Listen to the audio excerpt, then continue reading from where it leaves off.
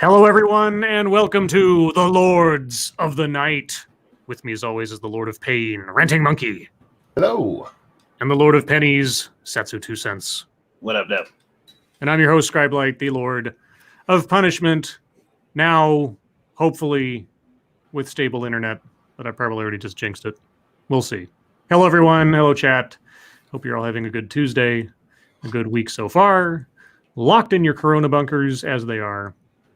Yeah, I had a very odd thought the other day. Not a thought, T-H-O-T, but I had an odd thought yesterday. I was thinking about, like, if there was going to be, I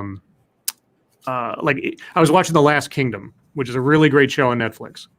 And I imagined for a second, what would we be in that show? Like if we were set in that time and in that setting or something. And I tried, and for the oddest thing, I thought, what would Satsu's name be in this setting? Because it's all about Danes and sort of Vikings and you know, Saxons and all that kind of stuff. And I thought he'd be Satsu Twin Farthings. Twin Farthings? Twin Farthings. I thought Twin Farthing would be a great sort of like warrior name in the olden days.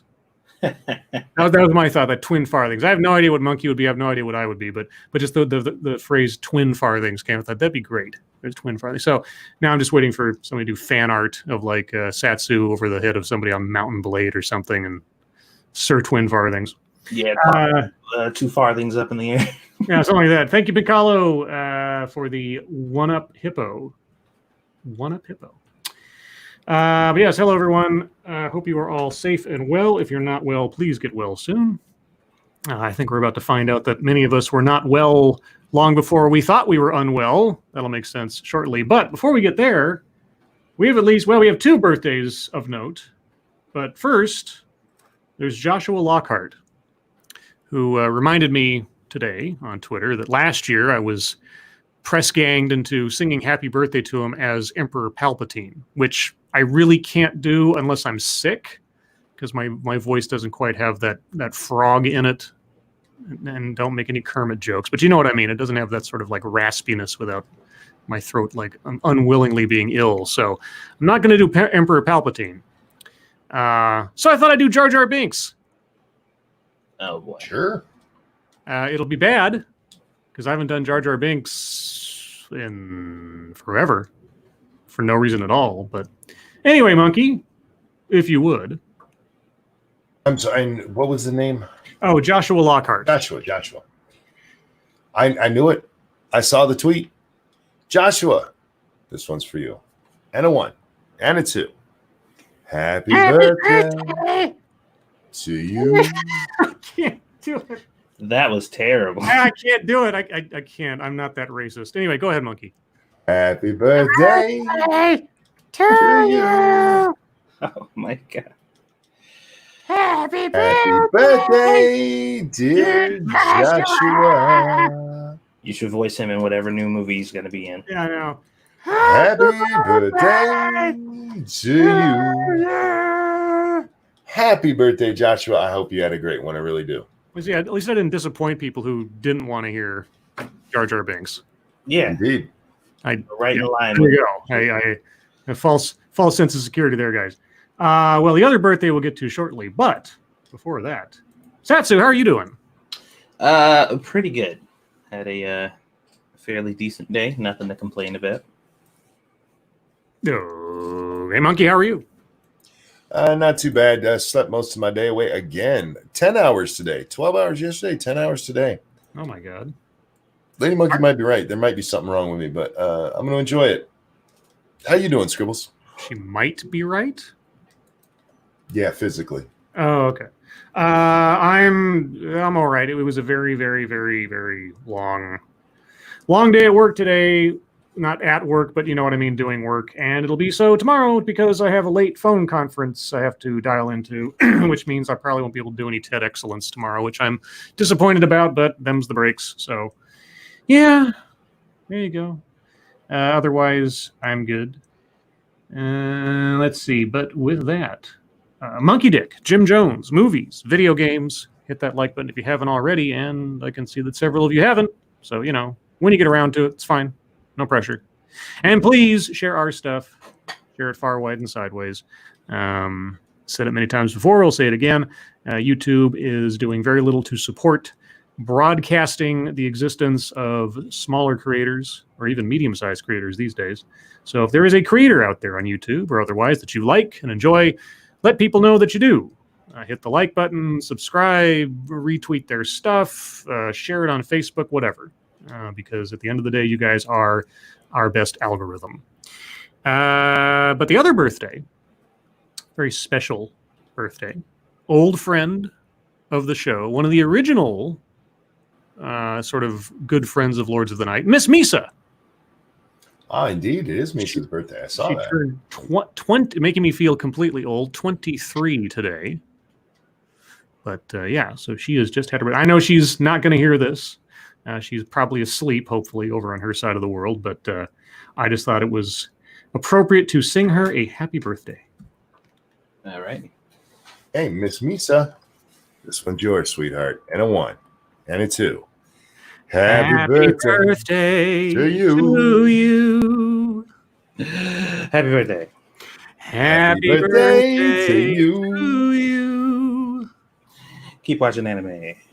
Happy Happy birthday, Miss Misa. Miss Misa. Hope you had a good one. Happy to birthday you. to you. Happy birthday, Misa. I hope you had a good one, sweetie. Miss Misa. Misa. Miss Misa.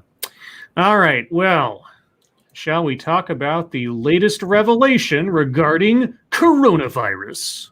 Yeah. And this actually plays into my theory of what happened to my parents, because they went off on a European trip last summer-ish, and when they got back, they were both ridiculously ill. Like, they hadn't been that ill in a long time. Just this shy of going to the hospital, like, for serious stuff. But, you know, it was really bad. They got through it. They got past it. But now, coronavirus quickly spread around the world starting late last year, new genetic analysis shows.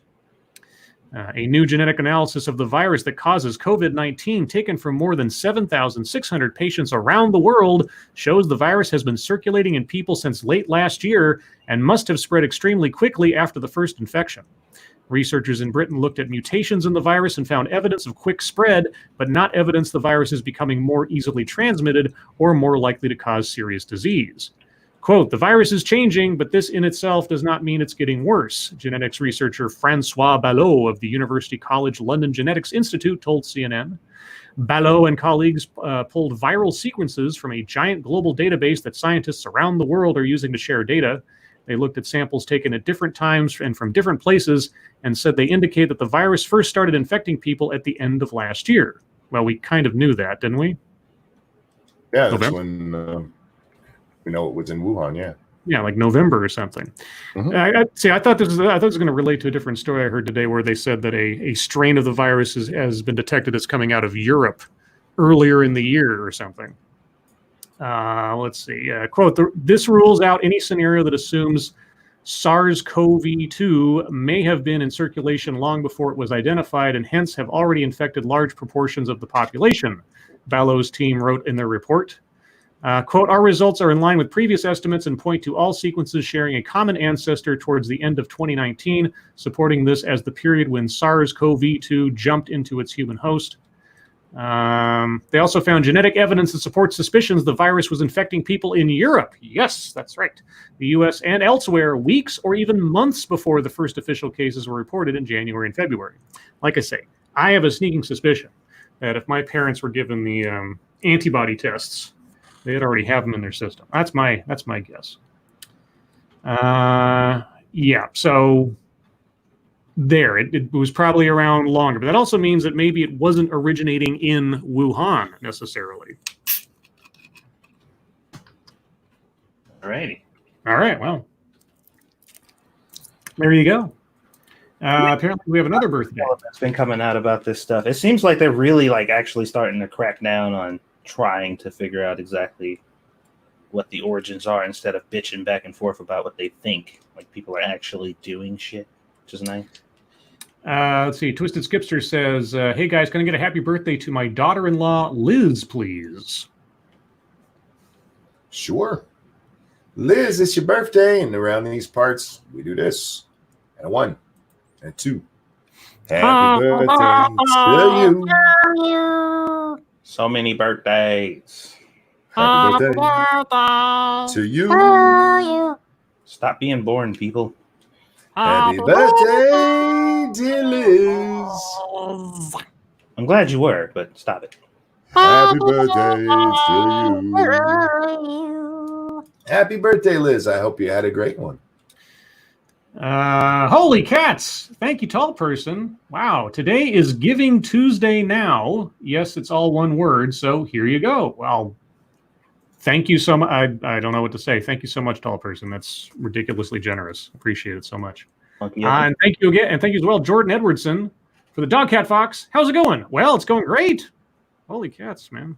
That's my thing. I don't know why I say that now. I adopted that exclamation a long time ago. It seems relatively innocuous. Holy cats. Yeah, because cats are evil. Evil dickbags. No, they're holy, according to the Egyptians. If you shoot them, they're holy. What the fuck is wrong with you? What? If you shoot something, there's a hole in it. That's science. It's not wrong. I don't know who you are anymore. I am Satsu. Yeah, well, that means it takes on a whole new meaning now, doesn't it? And Satsu 2 taps. Let's see. In other news, a judge rules the New York Democratic presidential primary will take place as planned. Oh. Mm-hmm. The New York State Democratic presidential primary will take place as planned next month, a judge ruled Tuesday. Last week, Democrats on the State Board of Elections voted to remove all the presidential candidates who had suspended their campaigns, leaving former Vice President Joe Biden as the only name on the ballot, and canceled the presidential primary due to coronavirus concerns.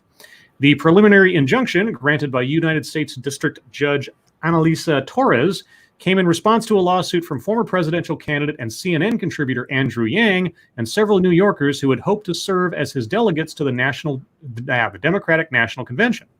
Quote, I'm glad that a federal judge agreed that depriving millions of New Yorkers of the right to vote was wrong, Yang said in a statement. I hope that the New York Board of Elections takes from this ruling a newfound appreciation of their role in safeguarding our democracy, unquote. The New York Board of Elections must, quote, reinstate to the Democratic primary ballot those presidential and delegate candidates who were duly qualified as of April 26th to hold the primary election on June 23rd. Unquote. The New York State Board of Elections declined to comment on the ruling Tuesday night. Or are they going to appeal it? In her ruling, Torres wrote that Yang and the would-be delegates had, quote, made a clear and substantial showing of likelihood of success on the merits of their claim, unquote, that the action by the state board had violated their constitutional rights. Oh my God. Well, there you go. So more COVID in New York, guys. Yeah, no, wait. Coming strong. And in the chat, we have several.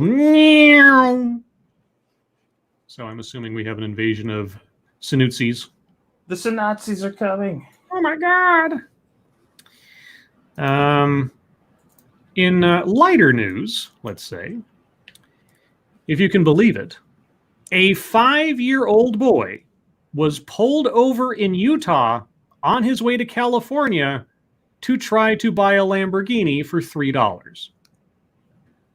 All right. Now, that is a chain of words I never thought I would say out loud. In fact, I never even imagined that I would say anything close to it.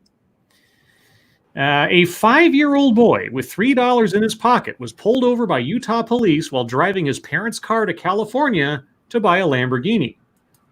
The boy left in the SUV after arguing with his mother, who said she would not buy the luxury car for him. That's one way to throw a tantrum, I guess. Steal your mom's car at 5. That's a talented kid. A trooper spotted the vehicle weaving on Interstate 15 at 30 miles per hour. Troopers told CNN affiliate KSL-TV they initially thought the boy was an impaired driver. Quote, how old are you? You're 5 years old? Trooper Rick Morgan says in dash cam footage of the traffic stop. Wow, where did you learn to drive a car? Morgan told KSL TV he had to help the child get the SUV into park. Quote, he was sitting on the front edge of the seat so that he could reach the brake pedal to keep the car stopped while I was standing there, he said. Once he was pulled over, the child told the trooper he had intended to drive to California to purchase a Lamborghini for himself. He had $3. The starting price of a new Lamborghini is around... You guys have any guesses as to what the starting price for a Lamborghini is? $3.50. Oh, well, yeah, I missed it by just an inch. What do you think, Monkey? Well, I'm halfway there. Thank you, Blind Press. Holy crap, can you imagine this kid at 15? With that kind of attitude? Yes, I can. Any guesses as to the base price of a Lamborghini, Monkey? Oh, 120. $200,000. Monkey was closer. Yeah. Close.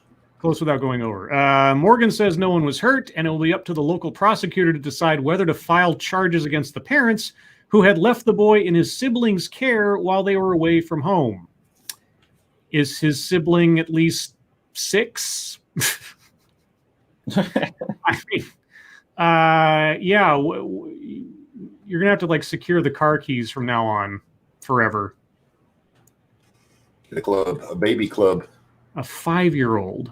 That's crazy. I mean, and I'm trying to see. You can't really tell, at least from this, but he's got to be he's a tall 5-year-old, I guess, to be able to reach down to the pedals, even sitting on the edge of the seat. So there you go. Well, I guess it doesn't hurt to dream. $3 in a dream.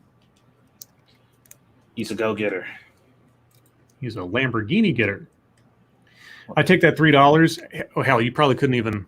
A Hot Wheels car probably costs more than $3 now, huh? Hot Wheels Lamborghini. I think you can get one for that. Yeah. I bet that's... I bet the kid's going to have a whole bunch of those sent his way soon. A bunch of people like send to the police station. Could you please hand these Lamborghinis off to the kid? He's got like a giant collection of Lamborghinis and Lamborghini models that people just kind of gift to him now. I bet that's going to happen. Something to that effect will happen. And I mean, not a lot happened today in the news, guys, as far as I know. I'll double check before we're done here, but this is currently the last story I had collected. It's not really a story, of course, because it's from our favorite friend at CNN, Chris Saliza. The lizard. And the Lizard wants us to know, wait, Donald Trump's approval is up again? Question mark? Yes. I don't know. Chris. Surprised by that. I guess it is, yeah. The narrative seemed set after a brief surge of public support for President Donald Trump in the early days of America's fight against the coronavirus. His approval numbers had settled back into the low 40s. Right? Right. Except that in Gallup's latest 2-week tracking poll, Trump's job approval is back to 49%, matching the highest it's ever been, while his disapproval is at 43%. That marks a 6-point improvement on Trump's approval numbers from the last Gallup tracking poll, and that improvement comes exclusively from independents, 47% of whom now approve of the job that Trump is doing, the best he has ever done.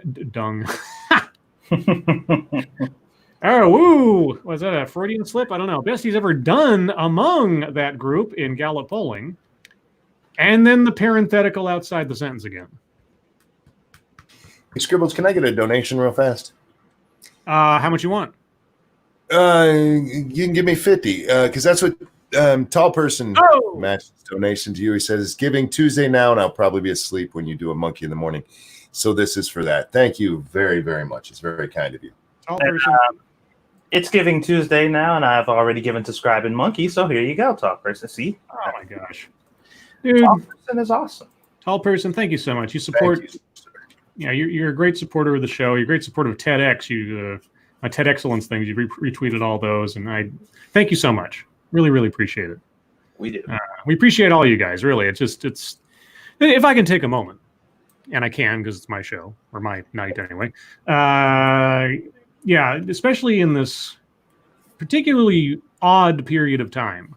Your guys' support, and I say it, I tweet it out at the end of every one of my little TEDx things, is that, your participation, your attendance, your generosity is just incredible. Absolutely incredible. And I don't have the words to express my appreciation, but I'll do my best. Thank you so much, all of you, regardless. Thank you. Indeed. But that being said, I don't know if it's in this story, but I saw a poll today that Biden has lost 25% of the Democratic base due to the Tara Reade thing. Oh, yeah?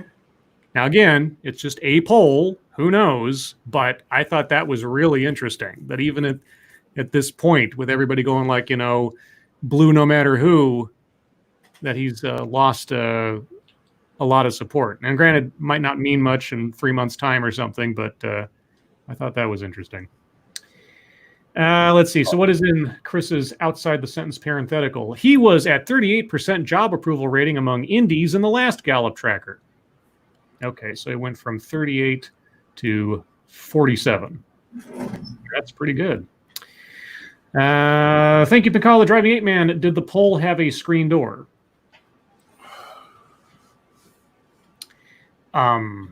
There's a joke there I'm not getting because I'm old and feeble. Because when I see the screen door thing, I think of like it's as useful as a screen door in a submarine, that kind of thing. That's what I thought. That's where I would go too. Yeah, of course. Monkey's a Navy brat, so that's where he would go. Thank you, James Colley. It's slipping from his fingers. Oh, yuck! I don't want to think about Biden digitizing things. As Monkey. Biden the digitizer. And thank you, Joe Fapps. Man, which apist should we vote for? Yeah, right. It's like both are tainted with scandal. Who are you going to vote for? It's almost like the last time we did this, where both candidates were objectively horrible in their own ways. I don't know. In this instance, both are allegedly horrible. Yes, allegedly horrible in their own ways. Just like last time, barring some cataclysmic event, I will be bowing out of participating in the presidential election again this year because I don't want either one in the office. I'll deal with my state stuff locally, but otherwise. Let's see. And then Chris goes on. It's worth mentioning here that it's entirely possible that this most recent Gallup poll is simply an outlier amid the broader public opinion on Trump. Hey, good job covering your ass there, Chris, because relying too much on polls. Yeah, we know that bit you in the ass last time, didn't it? Thank you, Cody Fry. In honor of hashtag Giving Tuesday Now, I'm giving you all my thoughts and prayers. Oh, I feel enriched just by your thoughts and prayers. I can feel the psychic energy radiating into my body. Do prayers work on thoughts? Ooh. Just burns their skin a little. Yeah, send me thoughts and prayers. That'd be like sex trafficking. So let's not do that. I don't think FedEx would do it anyway. Well, these days they might. I don't know. A Monmouth poll released Tuesday showed Trump's overall job rating had slipped over the past few months, with 43% approving and 51% disapproving. Mm-hmm. Okay, so it went back up again. Are you telling me that these things are in flux? Are you going to have a report like 3 weeks from now of they changed again? At the same time, Gallup is Gallup, the gold standard of public opinion polling in the country. Well, now that makes me curious. What was Gallup saying about the presidential candidate around middle of October 2016? Because if they were saying that Hillary Clinton was a shoo-in, I might have to question Gallup's gold standard as more fool's gold. That's not fair. Why not? I mean, Chris Cillizza says it's the gold standard. Yeah, but gold ain't that valuable anymore. I don't know. I mean, Alex Jones tells me otherwise. Oh, and Glenn Beck. Oh man, Glenn Beck was all about gold. Was it gold? What was that thing he kept talking? Gold line or whatever. I think it was back in the olden days. Thank you, Manic. Dogcat Fox. Hiya. Hiya, Dogcat Fox. Oh, Dogcat Fox. Let's see. Any other news jumping out into the world right now? I don't think much, but let's see. No, we talked about that. Uh-oh. Breaking news. Uh-oh. Breaking news. Let me, if it'll pull up here. Oh, boy. Ruth Bader Ginsburg resting comfortably after non-surgical treatment for benign gallbladder condition. Okay. That poor woman is falling apart, I was man. about to say, her warranty expired a long time ago, but man. Ruth Bader Ginsburg underwent non-surgical treatment for a benign gallbladder condition Tuesday afternoon at Johns Hopkins Hospital in Baltimore, a court spokeswoman said in a statement. After the court's first day of oral arguments by phone Monday morning, Ginsburg went for outpatient tests at a hospital in Washington. Those tests, according to the statement, quote, confirmed that she was suffering from a gallstone that had migrated to her cystic duct, blocking it and causing an infection, unquote. Okay, infections in people her age are not good news. Body's not as equipped to deal with those things as they used to be. Ginsburg is currently resting comfortably and will participate in Wednesday's oral arguments by phone from the hospital. She expects to stay in the hospital for, quote, a day or two, unquote. Ginsburg, 87, has suffered 4 bouts of cancer. Good Lord. Yeah. I mean, whatever else you might say about her, she's a tough lady. I think she's the one that's infecting cancer at this point. she's like the Supreme Court equivalent of Chuck Norris. Yeah, she's like, fuck it, bring me to cancer. I'll kick its ass. Cancer cut RBG. The justices are hearing oral arguments by telephone because of COVID-19, and Wednesday they are scheduled to hear a case concerning the Affordable Care Act's so-called contraceptive mandate. The story is breaking and will be updated. Well, there you go. I hope she pulls through. I'm kind of neutral on. I know some people love her or hate her or lionize her or whatever else. I'm Switzerland on most of the Supreme Court justices because I've seen how over time they drift more and more towards the middle for the most part. So it's like, everybody's in transition. So I'm not a fan of her, but I don't want to see her die, especially not on the bench. I want to see her go somewhere and relax. Yeah. I mean, if I was 87 and I'd done everything that she'd done at that point, I'd be like, maybe it's time for me to take a vacation. And yeah, but she's, she doesn't want to leave the office and give Trump another win or something. Like, really? I mean, is that really what's driving your decision making? Anyway, well, you guys have any stories I missed or anything that I should mention before we move on? No, I didn't really even see the news today. Because you were sleeping. Most of the day, yes. All right. Well, then, guys, we'll move on to the wonderful world of MSS News. If you have news stories you would like us to read on the air, please send them to us via Twitter using the hashtag MSS News. Can't promise we'll get to them all, but that's probably because I'll get hung up on something that Frosted Glass sent. I call them as I see them. Let's see. Okay. I don't know if I want to read this one but we'll try it anyway. This one comes from Mike R. Shy and awkward student, 19, who Googled how to make a friend, then touched a schoolgirl, 17, on her arm and waist while trying to chat to her faces jail after sexual assault conviction. Wait. I remember this story. Okay, yeah, I was about to say, this is a very familiar story. Yeah, but this is updated because, it was first published in October of 2019. It was updated October of... we really didn't read the story because it's not a new story. It's just... Yeah, we did read the story back last year. Okay. I thought it was like an update, like he was tried and the conviction was the news. Gotcha. Yeah, that's what I'm thinking. Yeah. Apparently. Yeah, I remember distinctly us discussing this. So sorry, Mike. Move on. Okay. Now I saw the video of this. This was nuts, and I really, really want to know if there was something I was missing from the video that was out this afternoon. Alberta stormtrooper bloodied during blaster-related police response on May the 4th. Did you guys see this video? I saw the video. Yes, I did. Okay, so from appearances, before I read the story, appearances seem to be you had a girl who was celebrating May the 4th be with you by dressing up as a stormtrooper, just kind of wandering around downtown. And she had the whole 9 yards, the whole costume. She had the blaster and everything. And then the next scene is some guy driving by, and all of these cops are pulled up with guns drawn on her, and then one guy like tackles her to the ground. Yeah. So again, I don't know if there was something that I missed, so let's see what the story says. Calgary, Lethbridge's chief of police is calling for an investigation into the actions of responding officers after video of an arrest outside a Star Wars-themed restaurant on May 4th surfaced online. Okay, so that explained that part. A 19-year-old employee at Coco Vanilla Galactic Cantina, dressed as a familiar Star Wars stormtrooper, and danced outside the restaurant with a blaster in hand to mark the occasion of May the 4th, the day Star Wars fans celebrate the iconic film franchise as a play on the May the Force be with you line.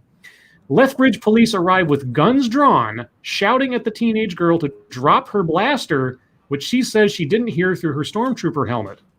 Quote, apparently a couple of people had called 911 and said there was somebody with a gun on 13th Street North. Oh my God. Are you serious? Canadians, you're a bunch of pussies. What the hell, said Brad Whalen, the restaurant's owner. And of course, after the gun, the shooting rampage that took place in Canada not long ago, everybody is, for lack of a better phrase, on a hair trigger. Quote, No, a number of police officers, sorry?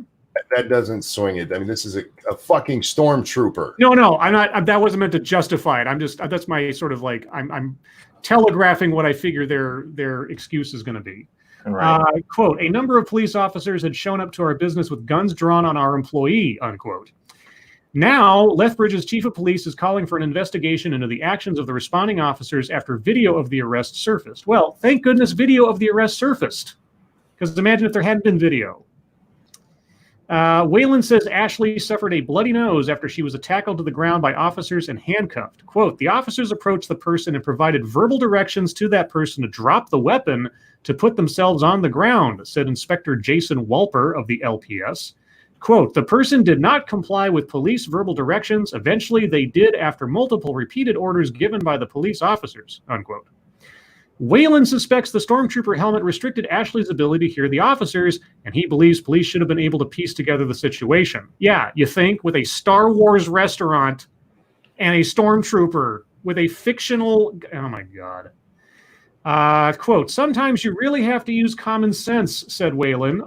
When all the things fit in the box, you've got the signs, you've got the music, the atmosphere. A duck is a duck when it's walking like a duck, unquote.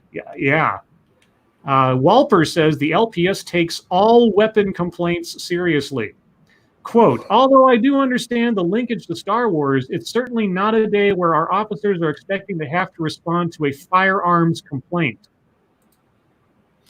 It's a fucking stormtrooper.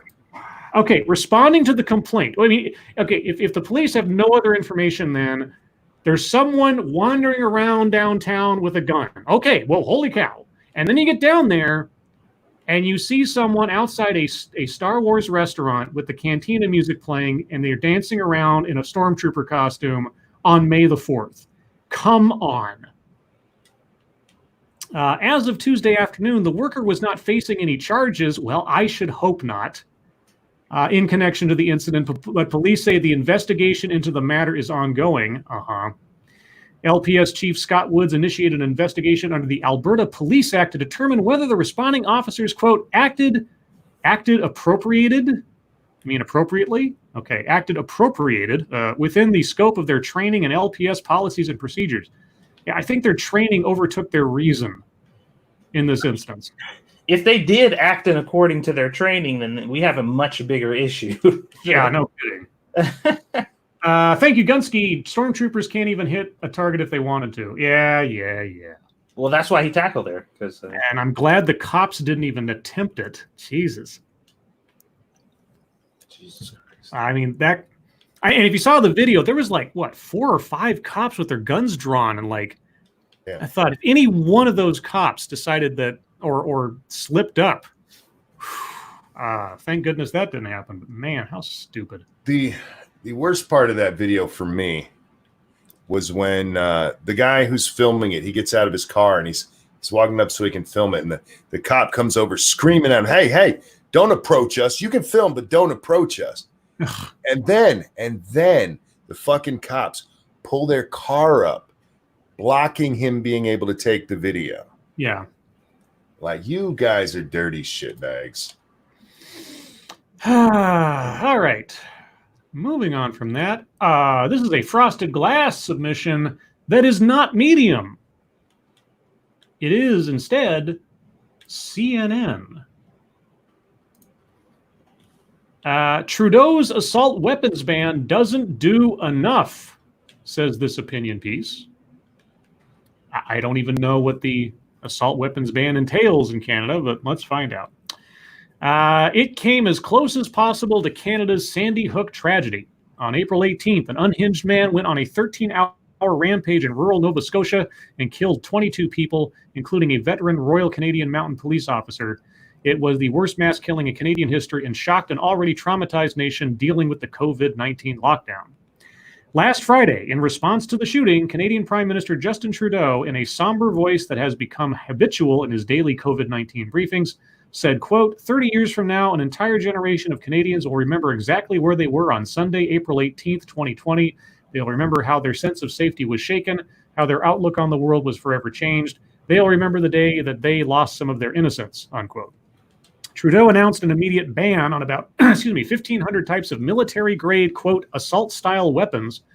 And as aggressive as the measure may seem, it hardly matches the Prime Minister's rhetoric of enough is enough, since it does not plug the source of many of the weapons used by criminals in Canada, the United States. Okay. Some of the firearms used by the Nova Scotia shooter, as well as at least one other mass shooting in Canada, were believed to have been obtained illegally from the U.S. Well, there's that key word there. Illegally. Shocking. So how do you plan to legislate away illegality? Don't worry, I'm sure they have a plan. I'm sure. While the ban includes mortars, rocket launchers, and artillery, it does not include handguns, which account for the majority of police-reported violent crimes in Canada. Canada's national newspaper, the Globe and Mail, called Trudeau's response a, quote, weak half measure, unquote. Well, I mean, bazookas. You know. They're used in these kind of things all the time. Canadians have endured a tortured history with gun control measures over the past 3 decades. Attempts at instituting federal registry of all gun owners and the firearms they possess have resulted in enormous cost overruns and strong opposition from the country's Auditor General. I can imagine. Just imagine trying to do that. But immediately after the Nova Scotia rampage, Trudeau and his senior officials said they were close to following through on a 2015 campaign promise to enact the ban. You know, those bazookas. Canadian lawmakers have much more leeway to rid the streets of deadly firearms than their counterparts do south of the border. There is no powerful gun lobby here anywhere close to the size of the National Rifle Association. And, hold on. It's not the NRA, dude. It's called the Second Amendment. Yeah, exactly. It's not the NRA. It's not a gun lobby doing it. It's the Second Amendment. It's in the law. Whether you like it or not, it's part of our Constitution. And you guys have the freedoms your government allows you. Exactly. Thank you, Pincalo. This is such a disingenuous article filled with BS. And Pincalo would know because Pincalo, if I remember correctly, is Canadian. What the? Pincalo is Canadian. Okay, something just crashed my apartment. I will be back in a moment, maybe. Okay. All right. You always think, isn't that the same when it comes to any of these bans? Like, doesn't this shit play out the same no matter what? Where they're just like, yeah, this thing happened, and it was horrible, so we need to ban a whole bunch of stuff that have nothing to do with the thing that happened. Sorry. Go ahead. I have a mirror, one of those suction cup mirrors in my shower. The suction cup decided to give up the ghost just then, and it crashed into the tub, and it sounded like title mirror. Yeah, it sounded like somebody had thrown a brick through a window or something. I was like, what the fuck? Thank you, Cryptic. My dad is forbidden from buying alcohol since he started working in the coal mine. They don't sell alcohol to minors.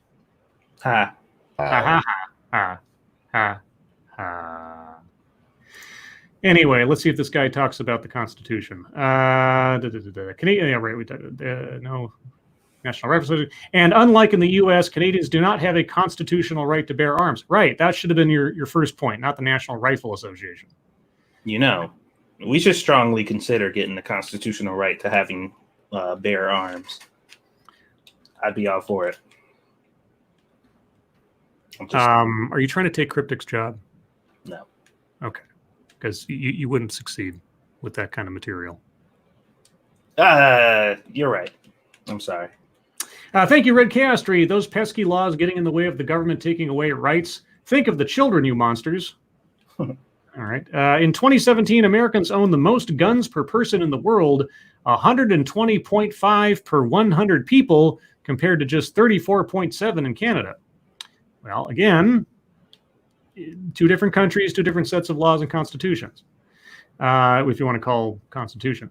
Polls indicate that Canadians have been demanding some kind of action against the proliferation of guns. According to a poll released this week by the nonprofit Angus Reid Institute, 4 in 5 citizens support a complete prohibition on civilian possession of the types of weapons used in the Nova Scotia rampage. Well, here's the thing, dude. Let me scroll back up to your own article here. And what was the word you used in regards to where the guns came from? Oh yeah, illegally. Okay. But you outlaw them, bad guys won't get them. Yes, that's it. Yeah, I mean, if you outlaw guns, the only people who will have guns are outlaws. Now, the funny part about this is usually a bad argument on its own, but it is even more bad now because they didn't even get it from Canada. Right. Like, it's like, okay, you want to ban them, fine. They can probably still get them here because they're criminals. That's what criminals do. But you're like, he didn't even get it from our country, but we're going to ban them here. All right, cool. Yeah. Moving on. This one comes from Tall Person.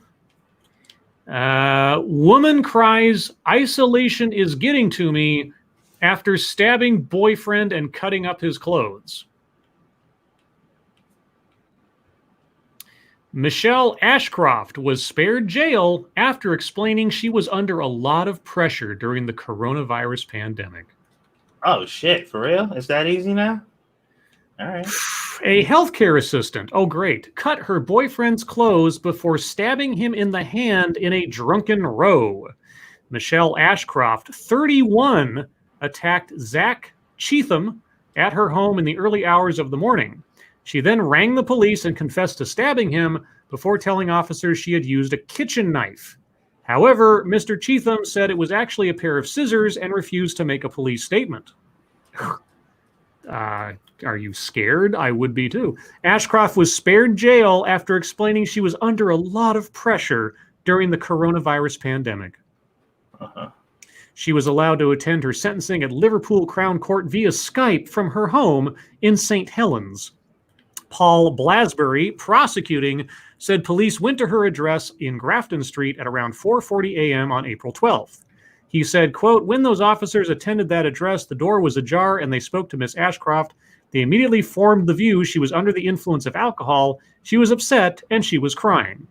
When she was asked what had occurred, her reply was, quote, I'm just depressed. It's just like the isolation is getting to everybody. I don't even know. Me and my partner got in a fight and I don't know, but he ended up putting his hand out and I stabbed him in the hand, like right through. I didn't mean to, unquote. So drunken domestic violence and she just gets a walk. Yep. Thank you, Ginger Snap. Did she boil a bunny too? I will say not yet. In fact, even if he doesn't own a bunny, she'd probably go out and buy one just to do it. Let's see. When he was asked where the knife was, the boyfriend's response was, she stabbed me with scissors. He also appeared to be under the influence of alcohol. That doesn't matter. He pointed to an inch-long cut on his forearm and said, I don't know how that one happened. Wow. Ashcroft, who admitted assault causing actual bodily harm and criminal damage, has 2 previous convictions for 3 offenses. The court heard they included a battery and criminal charge, at which point Ashcroft started crying. Oh, well, no, you can't do anything wrong. Right. For fuck's sake. Let's see. Judge Fluid says it's the second conviction for violence, isn't it? Eventually somebody is going to send her to prison. But apparently not you. Eventually somebody. She's 31 years old. We're not talking like some kind of impulsive 15-year-old or whatever. She's been brought up in these things before. She's a grown adult. She got drunk, stabbed her boyfriend, domestic violence, and you're like, whatever. Judge Fluid says, I'm very conscious of her physical and mental health issues. I think it's right in the current climate that I have regard to her occupation and the good work that she does when she is fit to work. Because she's a health assistant? Come on. Licensed to just... Okay. Thank you, Cryptic. I find that computer programming is a great painkiller. It involves a lot of coding. I see what you did. All right. Okay. Yeah, he handed her an 18-month community order with a 6-month alcohol treatment requirement, 20-day rehabilitation activity requirement, and a 100-pound fine. And Fluid said, quote, I don't believe, given the nature of your work, that unpaid work is appropriate. It seems to me that when you're able to return to work, you will be needed at your place of work. Come For real? on. Yeah. No, this coronavirus, I'm a nurse. I didn't mean it. Yeah, okay. I hope that guy dumps her like yesterday's garbage. Jeez. Anyway. Moving on. This one comes from Chicago Mike with probably one of the greatest tragedies in the history of mankind. Monkey, where's the beef? The Wendy's commercial. Well, unfortunately, 1 in 5 Wendy's is out of beef. The national meat shortage has come for Wendy's. The fast food chain says some menu items are unavailable, and one analyst estimates nearly 1 in 5 Wendy's restaurants are out of beef. Oh, man. Thank you, P-Dog Knight. If life gives you melons, you might be dyslexic. I mean, it depends on what kind of melons we're talking about. Because if life gave me a certain kind of melon, I probably wouldn't complain too much. But I see what you mean. Thank you, P-Dog. Thank you, Michael Caruza. I'm just saying, if that were a man, he would already be in prison. No doubt. If there was a girl with a hole in her hand and a cut on her arm from scissors, and the guy had been drunk in their own home or whatever, yeah, he would not be given a pass, even if he was a brain surgeon. No way. There would already be feminist articles about the violence of drunken men during the coronavirus. Let's see. Around 1,000 or 18% of Wendy's 5,500 U.S. restaurants are not serving any hamburgers or other meat-based items, according to an analysis of online menus at every location conducted by financial firm Stevens. It's just called Stevens, okay? Wendy's is, quote, more exposed, unquote, to the shortage sparked by the coronavirus pandemic because of its reliance on fresh beef compared with its competitors. Yeah, that is the one selling point for Wendy's that I can get on board with, is that unlike other fast food places, they promote fresh beef and they have it, or they don't in this instance. They're still too greasy. That's the one thing about Wendy's. What now? I said, looks like it backfired this time. Yeah. I like Wendy's, but yeah, they're just too greasy. I never really get their burgers anyway. I usually get chicken sandwiches from Wendy's, so... I mean, I like their burgers. I will eat their burgers if I have the opportunity to. But as compared to some other places, yeah, their grease factor is just a bit too high. But yeah, so where's the beef? They might have to bring back that whole ad campaign after they get their production going again. Let's see. This one comes from Fairly Becca. Oh, Becca, are you... All right, well, Becca's horning in on Frosted Glasses territory because it's a Medium article. Zora present. I don't even know what Zora is. I guess it's some kind of subheading at Medium. Zora presents the burnout effect. We created a collection of stories that center on the pressures and peace of productivity and performance for our current times. Okay. Nearly 2 years ago, while managing a team at my former job, I was overworked, unsupported, and on the brink of burnout. First came the irritability. New work requests and pivots annoyed me. Then came the absent-mindedness. Though I was still proficient in my job, I was inattentive at home. And somebody uses the parentheses correctly. I accidentally threw my wallet away the night before an early morning flight, a true moment of exasperation. You threw away your wallet. Okay. Finally, my skin decided to have a word with me when it started showing signs of stress-induced eczema. You got so stressed out, you started shedding. All right. With each irritation and mistake, I began to see the path I was headed down. Though championing and creating with my team gave me a sense of fulfillment, my loyalty to the labor, all of the doing, the producing, was a detriment to myself. This sounds like a long-winded excuse of, I don't want to work anymore. I knew I needed an exit strategy. It's called quitting. And a good dermatologist. While I set that plan in motion, I managed to keep from tipping completely over into burnout with Beyonce-inspired dance classes, journaling, and weekly lunchtime sessions with a therapist. Okay, you do you. That management plan helped me crystallize a transition out of a job that I was grateful for, but no longer served me. It's written by a man or a woman? It's written by Christina M. Tapper. Yeah, all right. The plan also helped me honor myself first. I'm shocked. A difficult yet necessary thing to do. It's difficult to honor yourself. Oh, the pain. Thing to do, as many of us chase excellence and support others at work, at home, and in our communities, and it's even more challenging to do in our current times. While the concept of burnout is not new, we know that it manifests differently in the work and lives we lead. It's a universal feeling, but it's also very personal. It is large, but it's also small. It is near, but it's also far. It's rough, but it's also smooth.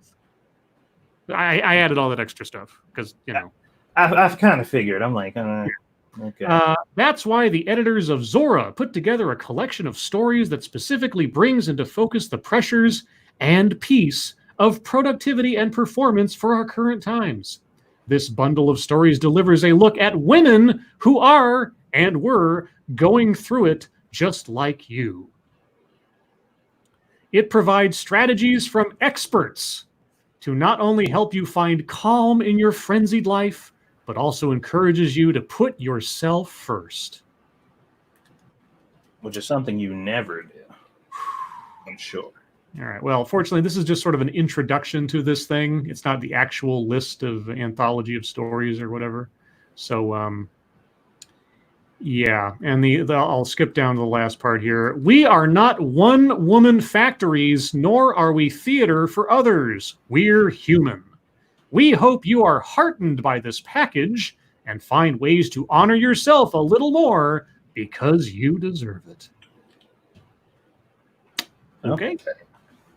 Monkey, you need to honor yourself. You deserve it. I'm not a woman. That doesn't matter.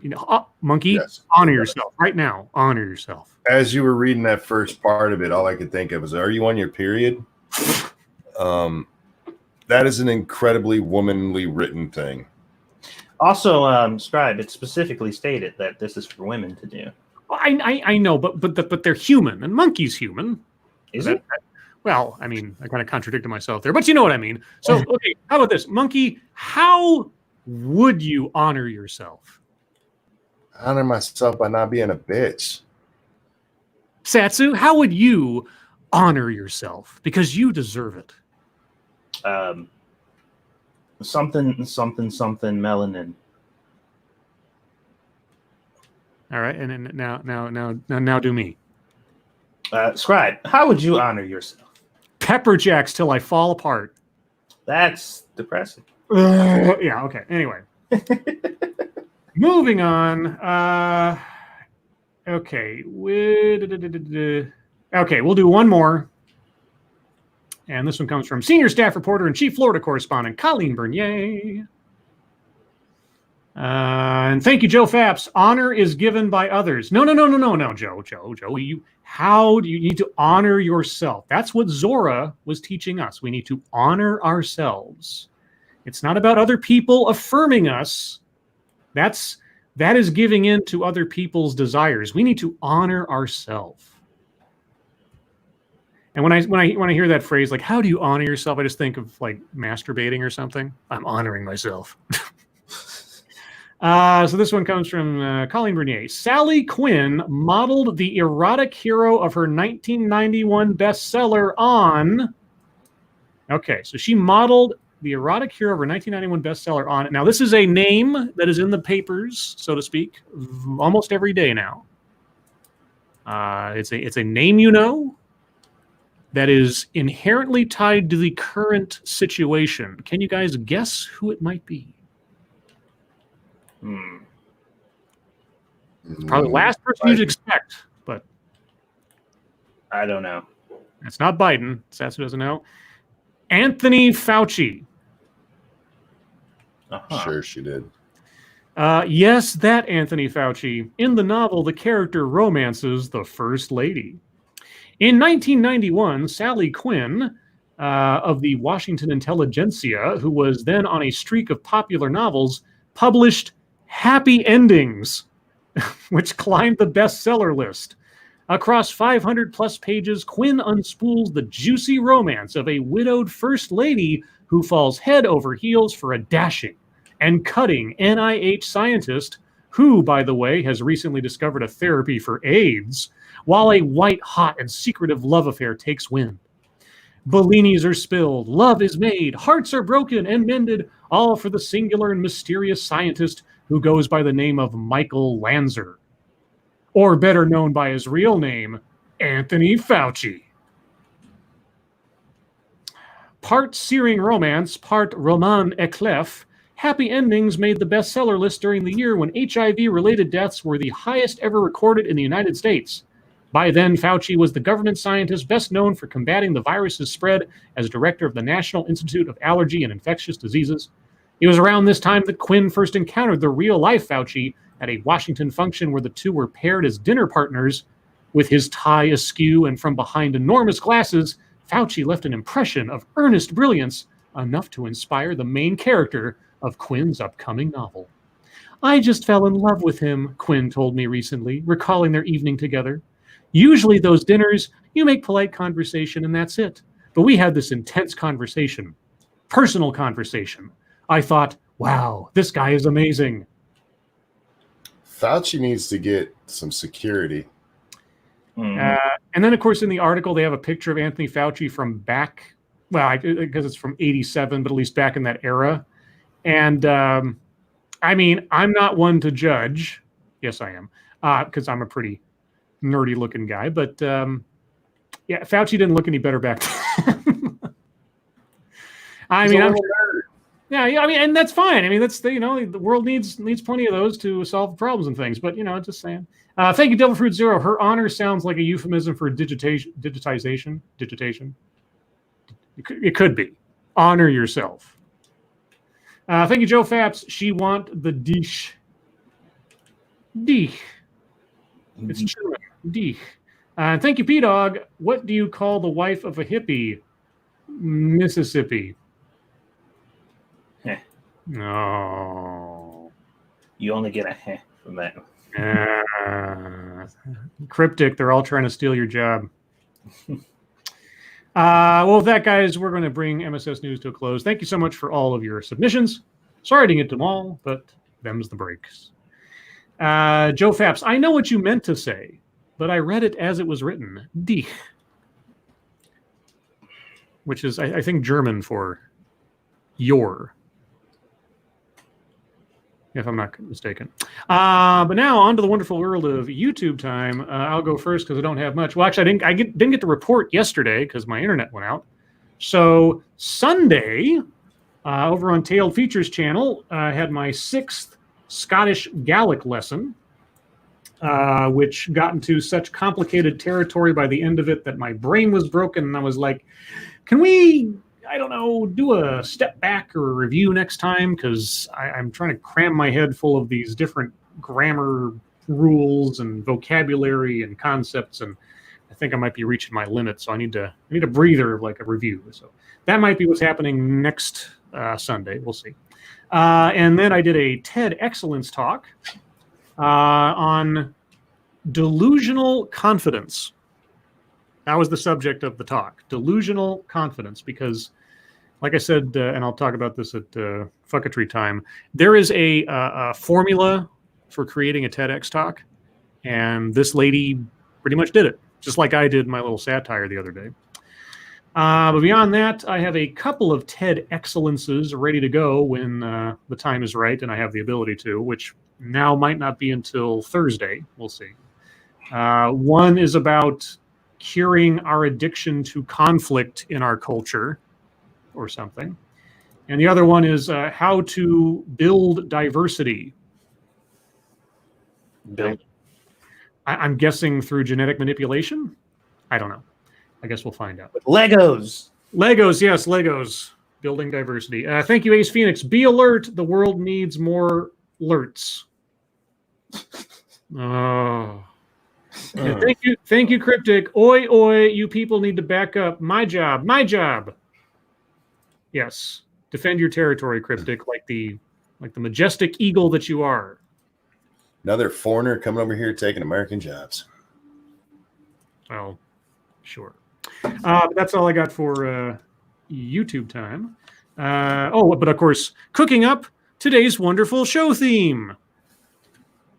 Because everybody loves MASH. Shishu. Right? Yeah. But Satsu, what have you been up to? Well, I have a small dilemma. I haven't actually recorded a cooking video in quite some time because I had a bunch in my backlog. Yeah. Which I'm still editing, by the way. Those will be coming out.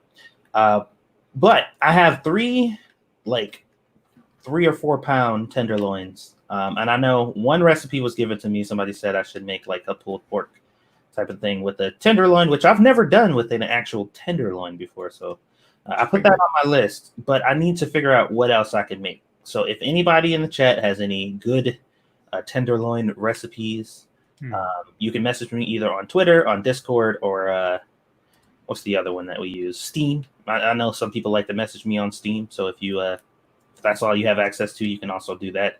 And send me some tenderloin recipes, man. I'm genuinely looking for them, and I want to figure out what to do with these damn things because they're taking up a lot of space in my freezer. Well, you've got a valuable commodity right there. What? Well, because of the meat shortage. Oh, yeah. That's right. It's mine. I'm not sharing with no Wendy's. Pushy. Yeah, you call up Wendy's and say, hey, I got some meat. How much you willing to pay? You want to sell some pork burgers? Probably shouldn't do it in that accent. Excuse me. No. I don't think so. I'm calling up Wendy's. Hey, I got some meat. Right? God, it's just some manager like, who is this? I hear you're looking for some meat to go in your customers' mouths. You want some tube steak? I got extra. Just what you need. All right. Oh, shit. How's 76 going? Oh, really good. We're addicted. Like, we have a problem. I have 3 characters made so far and 3 separate builds that I'm working on. And I can't. I stopped playing. I was playing Trails of Cold Steel for like a couple months now, which is a JRPG that I've really been liking. Got a really good story, and I was super invested. I can't go back. I haven't been able to go back. It's been all Fallout 76. I'm having a good time. and not running into nearly as many of the issues that I had before. Like, I mean, it's still Fallout, it's still Bethesda, but I just can't stop playing it. And now I talked to one of my friends who has, every time he calls me, because he calls me like every other day just to see what's up. I'm like, playing Fallout, and he's like, dude, like, you stop it. You need to get it together. But he just bought it today, and now he's like, thank you for introducing crack into my life. My wife says, my wife thanks you personally, and I'm like, oh god, here we go. So yeah, it's a thing, and it's taking over our lives right now. So I got a question. The one aspect of Fallout 7, well, not the one, but one of the things that I never quite understood as to how it was supposed to work was stealth in that game. You know, could you build a stealth character and have it make any sense given the way that game's combat works? Do you have a stealth build, or have you tried that out? I'm actually working on a stealth build now, and yeah, it works out just as much as you would expect. It's slightly less effective than you remember, unless you get some really specific gear to really enhance it. Yeah. So, like, if you max out your stealth and you put in a particular skill that enhances your stealth, that you get, where if you're in crouch position, it automatically takes the attention of the enemy off of you after a certain amount of time, regardless of if they, as long as you're not in their sight or whatever. And it works about as well as you would expect it to. Stealth is actually pretty good on here. There's a lot of stealth builds with silenced rifles that are really good. So especially in this game too, if you're in a party and you have a stealth build and you have people on the ground getting the enemy's attention, you will never be spotted. They focus solely on them because it's hard enough for them to spot you when you're by yourself. So it works out pretty good, I think. Thank you, tall person again. I'm sad I had to get a second job crushing cola cans. It is so depressing. Oh my god, cryptic. I like that one. That is a good one. I gotta say that's decent. That was a good one. I like that one. Anything else, Satsu? No, we won't be streaming tonight. Oh, one thing I did want to mention though is I did get a chance to play Streets of Rage 4. Mm-hmm. Oh god, that fucking game is so amazing. Okay. They beefed up the battle system and added a whole bunch of not a whole bunch, but just a couple of new technical things to kind of enhance the battle system a little bit. And it's real nice, but it's hard. Like it's really difficult to play. I was playing on normal, and by the 4th or 5th stage, they were throwing shit at me. I'm like, hold the fuck up! What just happened? So it definitely play it. I 100% recommend it. It is a really, really good game. All right, Monkey, what do you got? Oh, just did a monkey in the morning and was gaming with Satsu last night. That's it. Otherwise, I've been sleeping. All right. Well, then, we'll move on to the wonderful world of fucketry. So I got a couple of things. First off, if you go over to my Twitter feed and scroll down a little bit, you'll see 2 videos I posted, which are yearly traditions of things that I post now. For Cinco de Mayo, which it was today, or is today, I guess still. There are 2 very, very brief little videos from 5-second films from years and years and years ago, which always come to mind when Cinco de Mayo comes out. I won't ruin them for you, but watch them in order, part 1, part 2.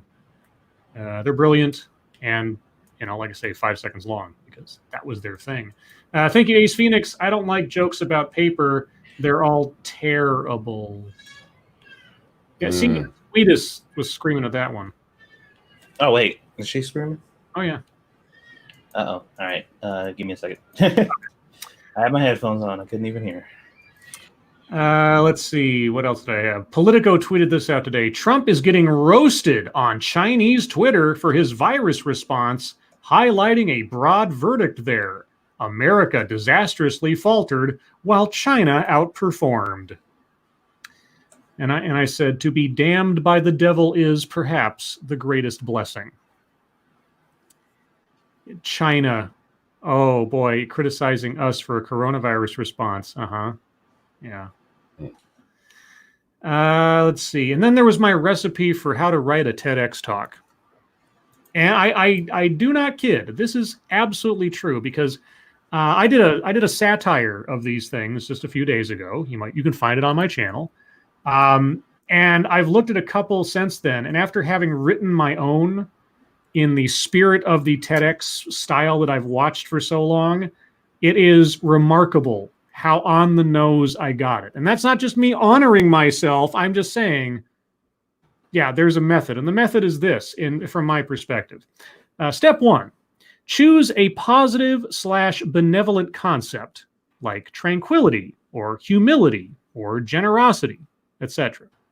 Step 2, decide whether your talk will be A, encouraging of the concept, or B, discouraging of the concept.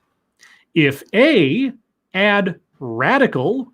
If B, add toxic as the prefix to step number 1. Step 4, write a speech based on your new phrase. So, radical generosity, whatever the heck that means, and then write a speech in support of that. Or toxic generosity, and vice versa. That's how you do a TEDx talk. You work that phrase into the title of your talk, and you write the talk based on the phrase. Not that it was you were coming up with a phrase for a concept, you work backwards, reverse engineer. And then you have a TEDx talk. I challenge anybody to do this, and you will end up, but here's the thing. Whatever you do, you have to start your talk with a personal anecdote from your youth in some fashion that applies to this. And then just go to town, and you're pretty much there. So that's my advice if you ever want to do a TEDx talk. I don't know why you would, but there you go. Thank you, Cryptic. China's media coverage might be a bit slanted. And then Cryptic, again, thank you, a bit slanted. Yeah, no, I got it the first time. But he can say that, guys, because Cryptic is Asian, though you wouldn't be able to tell by his bald eagle. American. Mr. Scott, thank you. What is the definition of a Jewish? Is that dilemma? Pause. Yeah. Free pork. No. Oh. We have another birthday. It is Fairly Becca's youngest. Morgan is 12 years old. Well, Morgan, around here we do this. This one's for you. And a 1 and a 2. Happy birthday to you. Oh, shit. My brain just broke. 12-year-old. Good job, Satsu. Happy birthday to you. Happy birthday. Happy birthday, dear Morgan.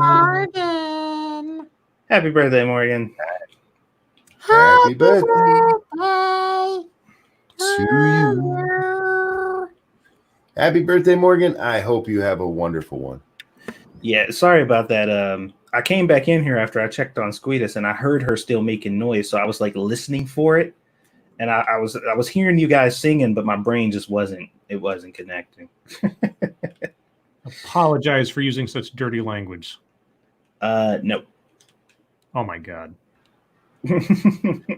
All right. Let's see more on my Twitter feed here. I want to thank Manic for the Scribe Dizzle artwork. Scribe Dizzle.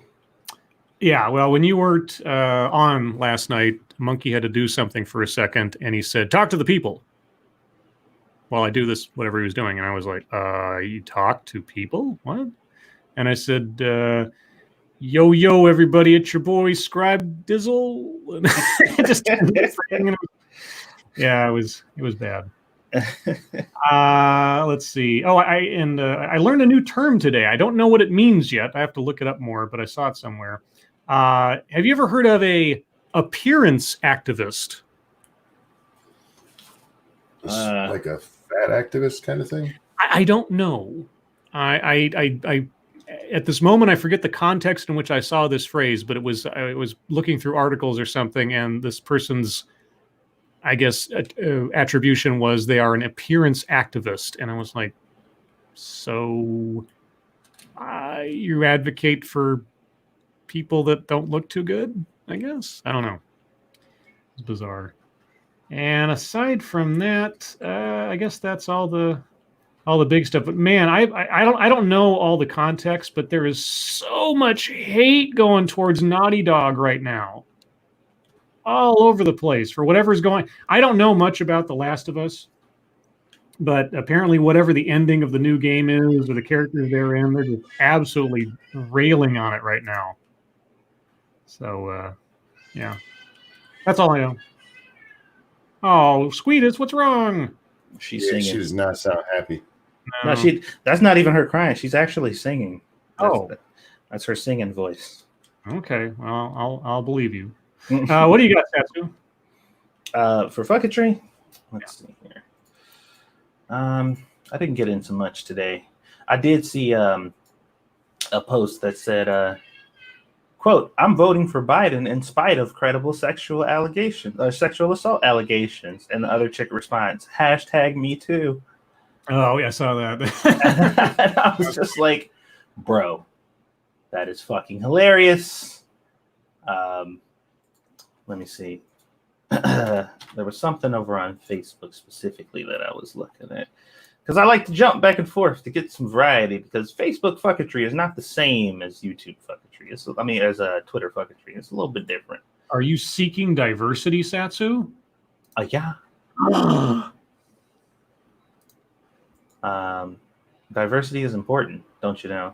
I have been told on several occasions. So in light of the fact that that Robert Downey Jr. stuff has been happening, there's been a lot of memes coming out for it. Mm-hmm. So there's a picture with Thanos ripping off Tony Stark's mask, and in the caption it says, "I'm so tired of you people." And when he ripped the mask off, it was the black dude he played. He said, "What do you mean, you people?" And the caption says, "Thanos pressured to give back all the Infinity Stones." Yeah. Oh man. He said, deflected with, "He has black friends." Oh man, the memes that have come out for this have been kind of funny. Even though that whole thing is just really dumb. Because can we even call that outrage archaeology? Like, is that even far back enough? It seems like there's a cycle where that Robert Downey Jr. thing reemerges every like 6 months or so, because it was hot there for a while, not that long ago, as I recall. People were freaking out about it again. How come he doesn't get anything for this or whatever? And you just hear that once in a while, like somebody forgot that it existed or something. Let me see. There was an article I saw today. We didn't read about it and nobody brought it up, but a security guard is shot and killed after telling a customer to put on a face mask. I saw that. That's crazy. Yeah.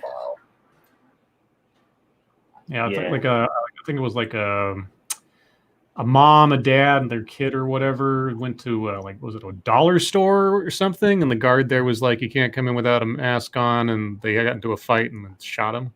Ugh. That's asinine. Yeah, and they're thankfully being prosecuted now. But that is the last thing that should have happened, for God's sakes. Gotta be scared of that virus, though. Mm-hmm. This is another one of those funny memes that I come to Facebook for, and these are shared a lot by people that I know, and it always makes me sad.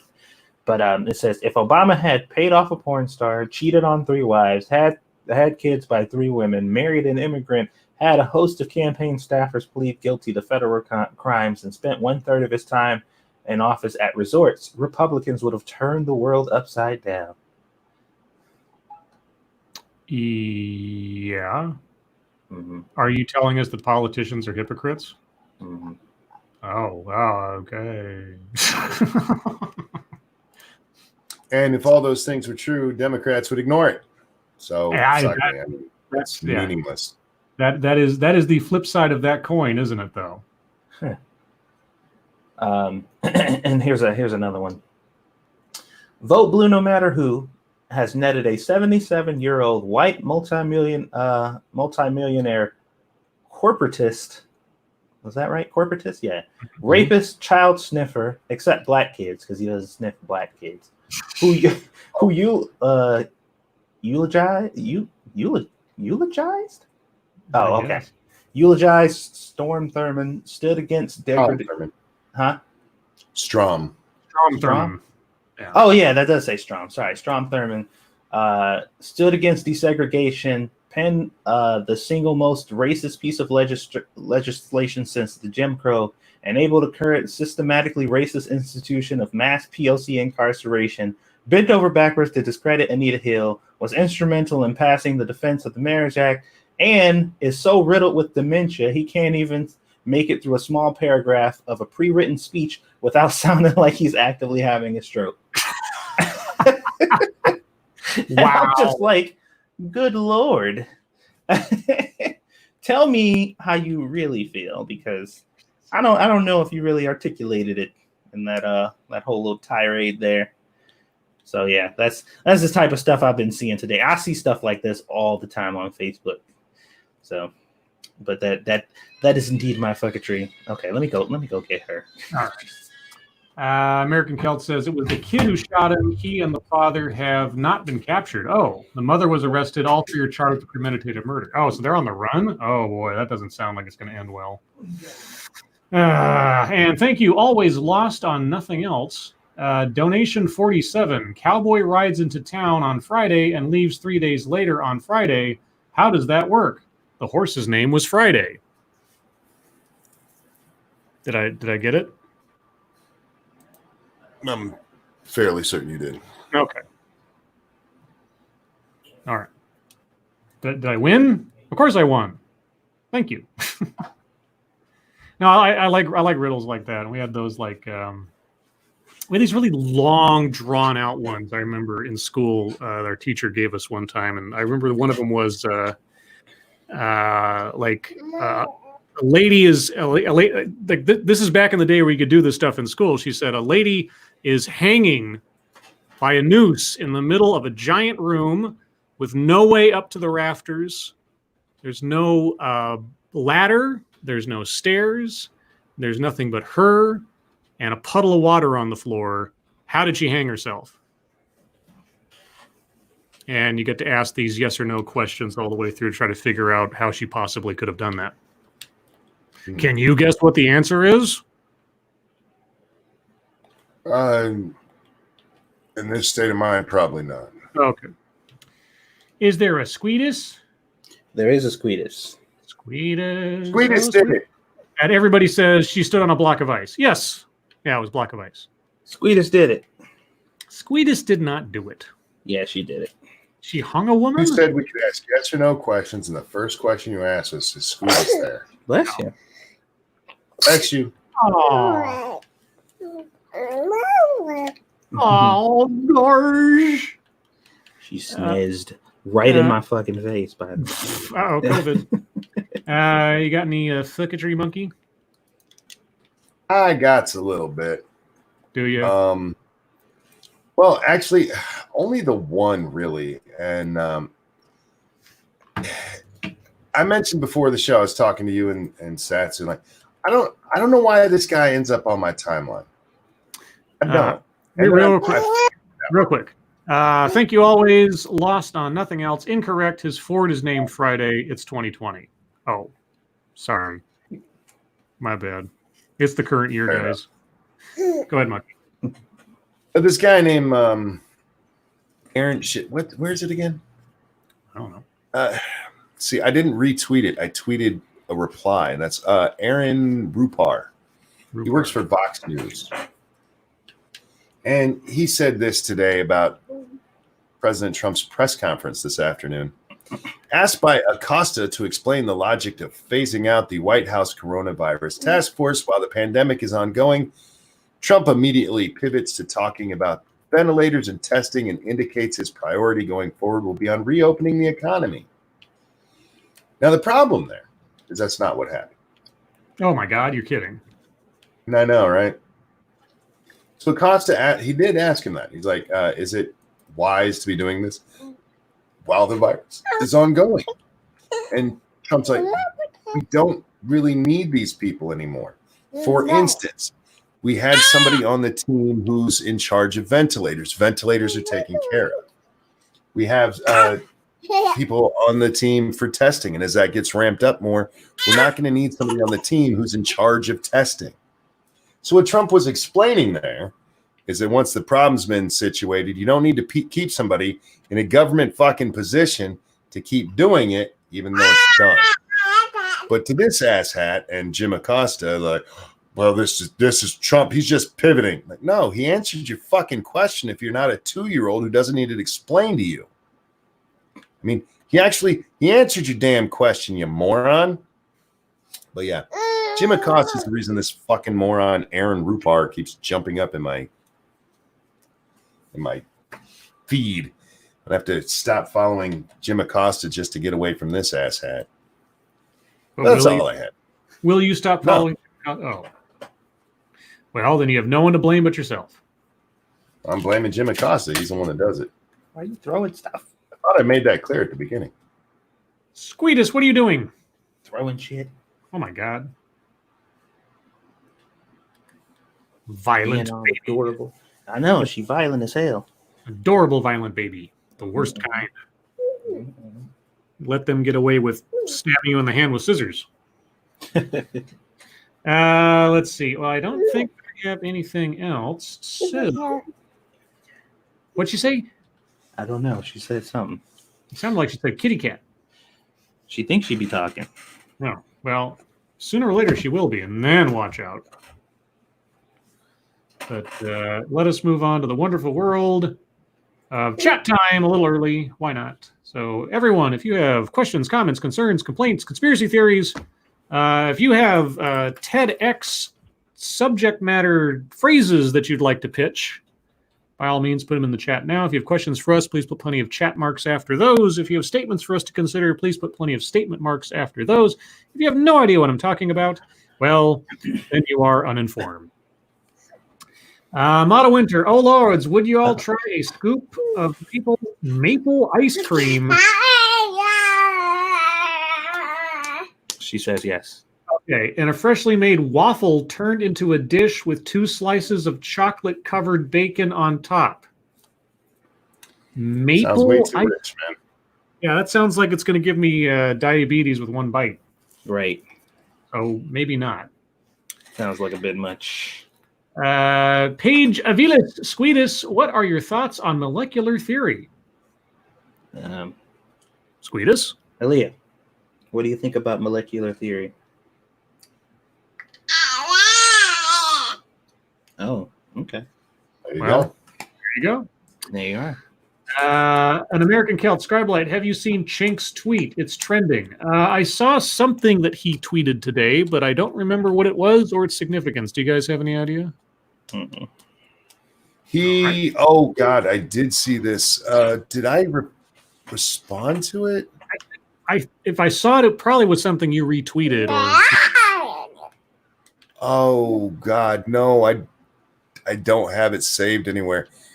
If somebody gave me the slightest reminder, I'm sure I would be like, oh yeah, that thing. But yeah, I can't remember.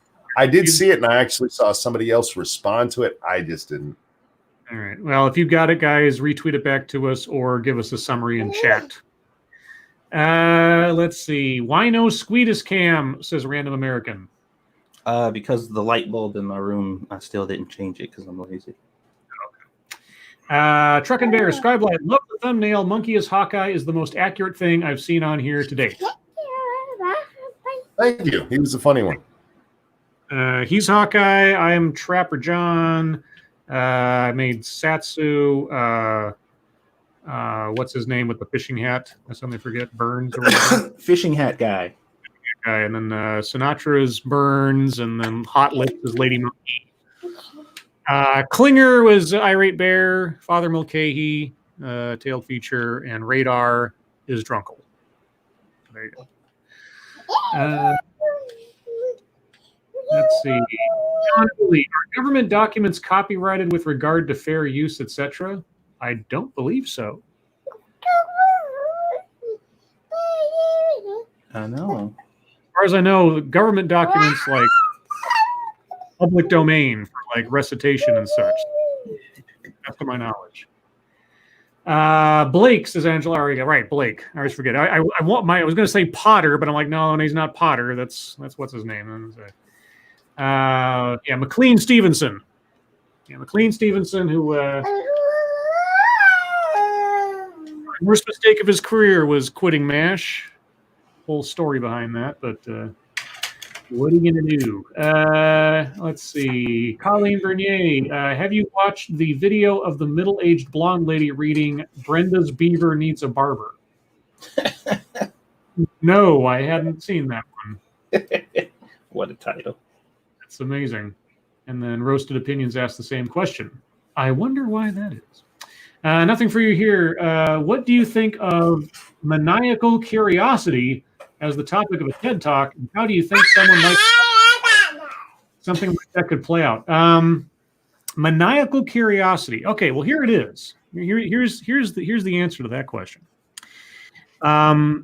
If you get too curious about my origins, if you get too curious about where I come from, well, you are dehumanizing me.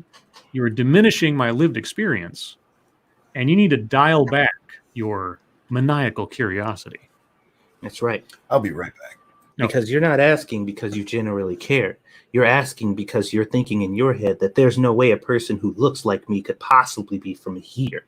That's right. Mm-hmm, Right. Mm-hmm. And in fact, the reverse is true. You think you're doing something benevolent by paying attention to me and giving me and trying to make me the center of attention. But in fact, you're harming my self-identity by questioning the validity of my existence in this space. Yes, it's exactly Squeedus. Yes, I'm glad you. Is testifying. Testify. Right. Let's see. Keeverdam, did you see the video of the shooting of Ahmad Arbery? I don't think I have. I don't know who that is. Colleen says, Scribe, because he and I live together. Well, that I wasn't going to say nothing, but that was my assumption. Paige Avilas, Lords of the Night, come here for the laughs, stay for the wisdom of Squeedus. Yes. Let's see. Everybody's still solving the how'd the lady hang herself in the middle of the room without a ladder thing. And you're all correct. Yeah, it was a big block of ice. That was the answer.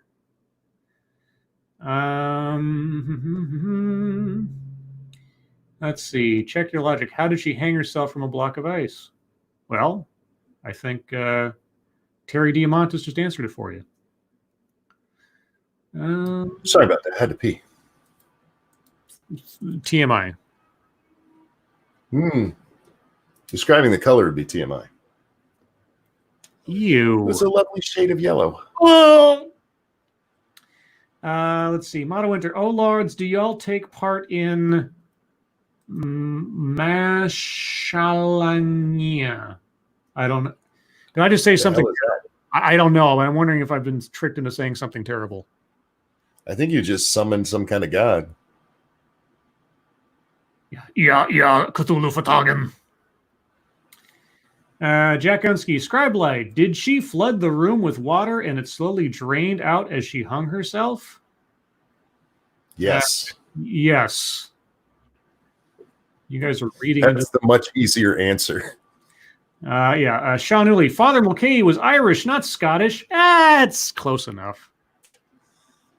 And that's when all the Highlanders like crash through my door and like kill me. But you know. Although Monkey made a good point that I should have put Tail's head on Klinger's body, because technically, or at least visually, Klinger's wearing what could be discerned as a kilt. But then I thought, well, but of all the people that I know, the one cross-dresser that I'm aware of is Irate Bear. So he seemed more appropriate to put on there. That's all. Let's see. Attack Alpaca. Would you be terrified if you were Alex Jones's neighbor? No. Nah. I don't think so. But he's going to eat you. I will eat your ass. Oh, God. Nico Filippone, did you see Cenk Uygur tweet about 5 hours ago? We keep being asked that. Did anybody retweet it to us? Or I'll go find it. Hang on. Because I don't know. I don't know the significance. I saw that there was something going on, but I don't know. Also, I just want to find his tweet here. That everybody's coronavirus masks are looking more and more like masks from Cobra foot soldiers. If you guys watch G.I. Joe, you know what I'm talking about. Let's see. The fishing hat character, Colonel Blake, says Jim Beam. Yes, I forgot the name, but there you go. Angry Illinoisan, will there be a monkey game stream tonight? No. Oh, here it is. If we had a Democrat with the balls when we take over, they'd cut off funding to red states and make them beg for their handout. Almost all of them are welfare queens who live off blue states. Republican-run states are on average miserable failures who take more from the federal government.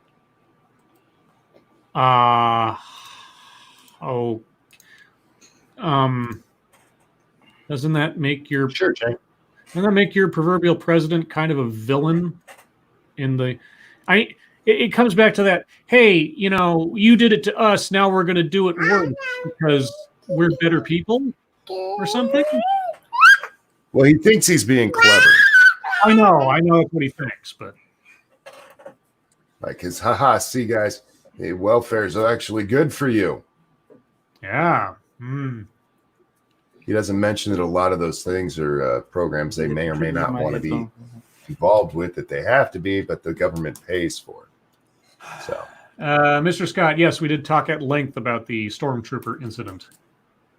Let's see. Check your logic. What if the French Empire won on May 8th, 1862? They would have surrendered a week later? I don't know. I don't even know what happened. I am not a history major. I'm an English major, not a French major. Let's see. Nothing for here. Cali takes more money from the Fed than any other state. No, they don't. That doesn't make sense. Only red states. You heard Cenk.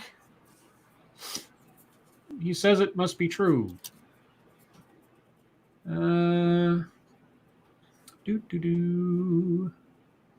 Let's see. Jack Gunsky says, that would be cool. Bad guy uniforms always look cool. Well, it depends on the bad guy.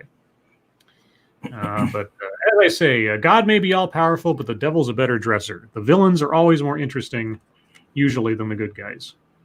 Or at least they look cooler. But, I forget who it was. I think it was Vernaculus tweeted out a picture of him in his COVID mask. And it was exactly the same thing as the Cobra foot soldiers wear in the cartoons. And I was like, oh, Cobra. Motto Winter says, Scribe Light, oh Lords, FYI, Mashlangnia is an armpit fetish. Yeah, no, then I don't, homie, don't play that. No. Why didn't you just say armpit fetish? You're trying to be fancy. Trying to sound all smirt. Tack Alpaca, does it bother English majors when I assume someone says irregardless when they mean regardless? Yes, it does actually bother me quite a bit. Irregardless. That's not specific to English majors. Yeah. There was a lady at an old job I was at. She would say that all the time, and it's just like, she would. I worked at a not a call center, but like a collections thing, so we're on the phone all the time. And she would leave messages like this. She would say, "Hi, this is Cindy, and I'm calling on regards to," she'd say "on regards," and she was in the cubicle bin or whatever, just across the wall from me or whatever. And I would hear, and every time I heard it, it would just make my skin crawl, like, "Arr!" And she'd say irregard. She'd do all those things. It's like, stop it. Let's see. Noah Nowhere. Is Hugo Boss making masks yet? Yeah. I see what you did there. Check your logic. Scribe Light. I asked because Cinco de Mayo was based on a battle that ended on May 5th, 1862. Well, why'd you bring up May 8th then? I don't understand. But okay. I thought Cinco de Mayo was just an excuse to go drinking. For Americans, it is. Just like every other holiday for Americans. Nothing for you here. A little thought experiment. Assuming you were in charge of the global response to COVID-19, now SARS-CoV-2, how would you have dealt with the pandemic?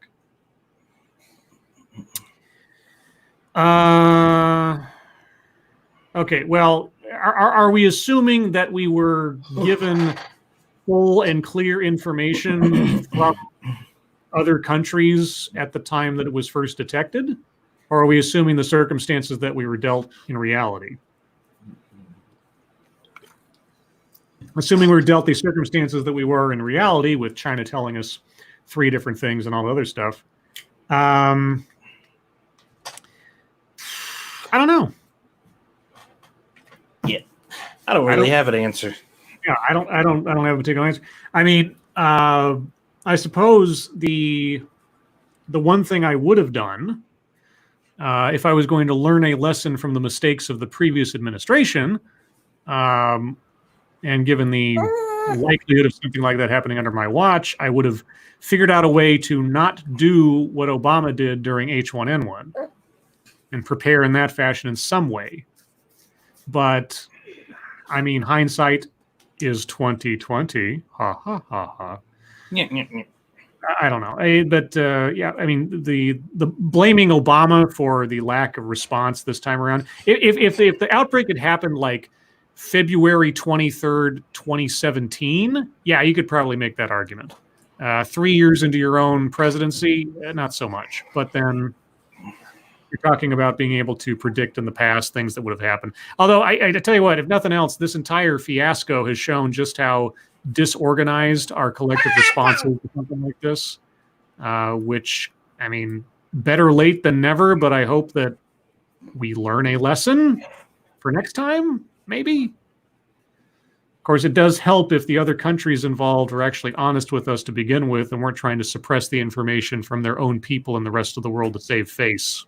That would have helped quite a bit. Let's see. Colleen Bernier, Scribe Light. Did you know the book Brenda's Beaver Needs a Barber is part of a series of books called Reach Around Books? I did not know that, but now I do. And knowing is a continuing source of disappointment. It's half the butthole. What? Prolific Rim?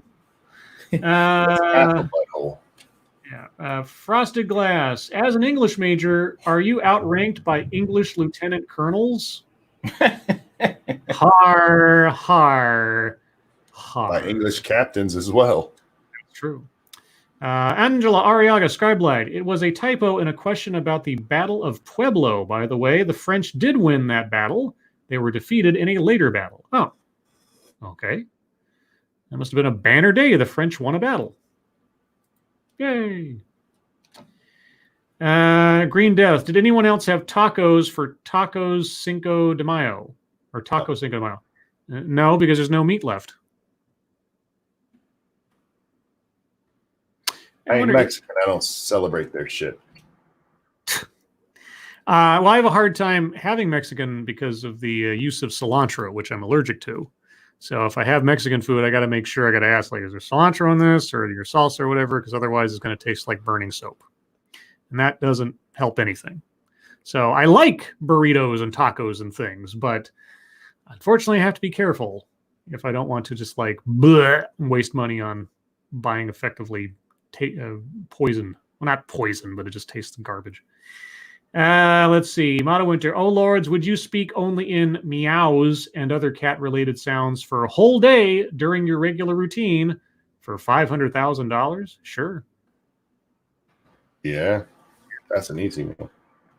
I don't know if you guys would be able to stand a whole Lords of the Night with the three of us going meow, meow, meow, meow, meow, meow, meow, meow, meow, meow. But for $500,000, sure.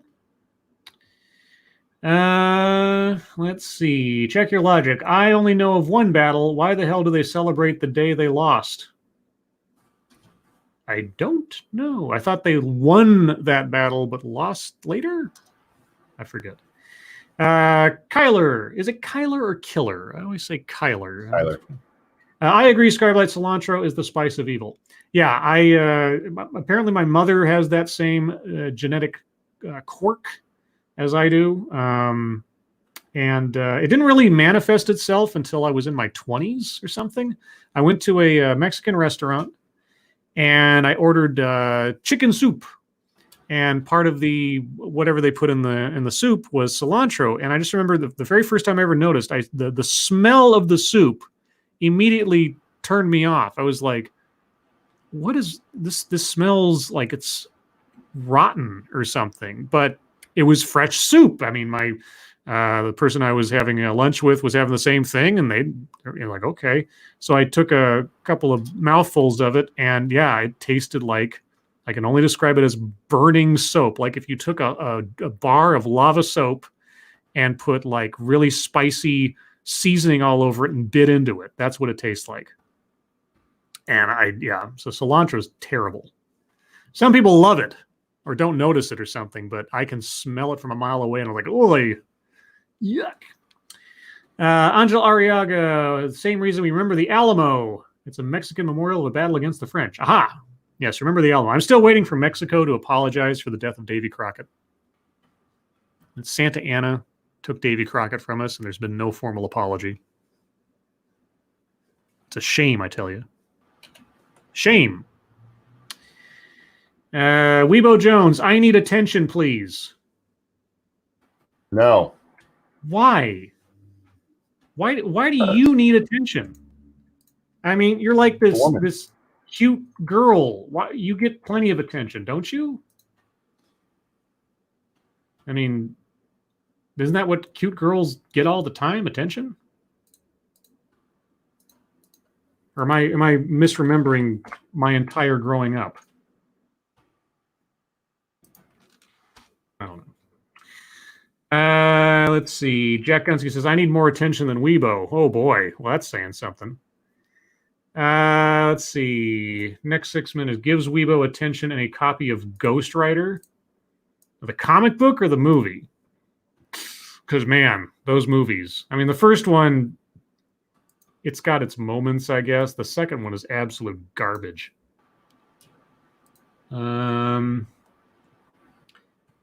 Let's see. That's why I need attention. It's because I'm a cute girl that I demand it. Uh-huh. Well, there you go, I guess. Smart guys know not to fall for that shit. You make them come to you, guys. They want the attention. They will come. Yeah. Well, if you know what you're doing, they will come. Check your logic. Ghost Rider, Taskmaster, or the Punisher? Which versions of the character are we talking? We talking like the cinematic / TV versions? Because the TV version of Ghost Rider was pretty good.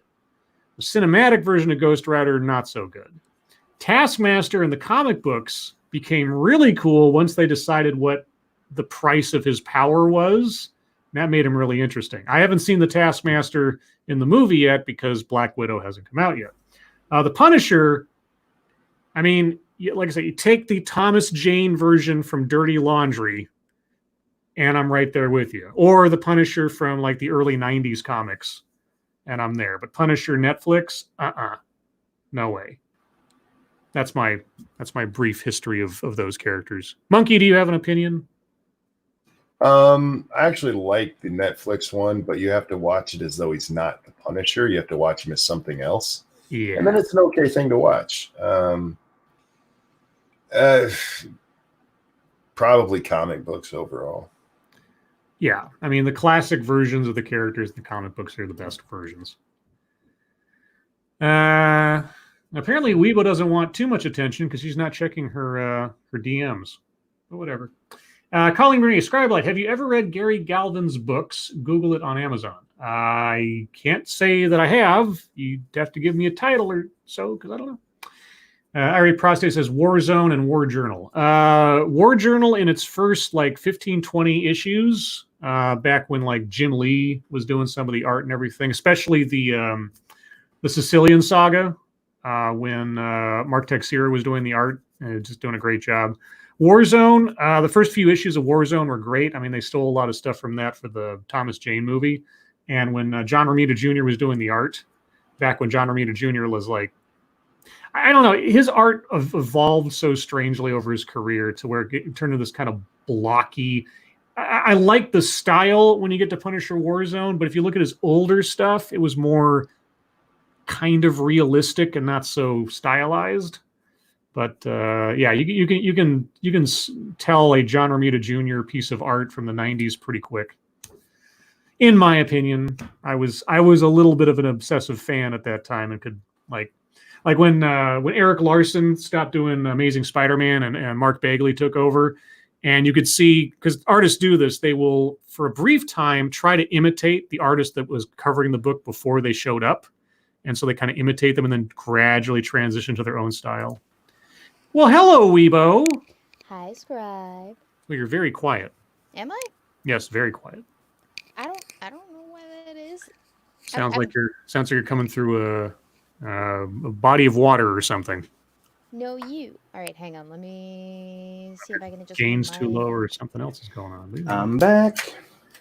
Welcome back. Welcome back. Welcome back. I had to give Squeetus a bottle. She was getting on my nerves. J.R. Lockhart, thoughts on the Clone Wars finale? Well, I just watched that the other day. Mm-hmm. I mean, it was appropriately dour and downbeat, and given where the characters end up eventually in Rebels, I guess it made some sense. I liked how they were able to weave in Ahsoka's involvement into Episode 3 by using the negative space of some of the scenes. It's still a little awkward, but it worked for what it was. Anyway, Weebo, are you with us now? Can you hear me all right? Or is this No, water? you're still... Sounds like you got lower. Yeah, you got All lower. right, how about now? A little bit better, but still really low. Gosh darn diddly. Okay, one last Hail Mary. One last. Okay. The suspense is killing me. Now she just muted herself or something, probably. Oh, she did. While she does that, Weibo just came on for the last 10 minutes because she was begging for attention. And I'm soft-hearted when it comes to cute girls. What can I tell you? I'm a man. I missed what you said. It's okay. I didn't say anything amazing, and you're still very quiet. I don't know what you've done to your microphone, but yeah, it doesn't sound too good. I mean, we can hear you. It's just very dim, now? let's say. No, still same. What?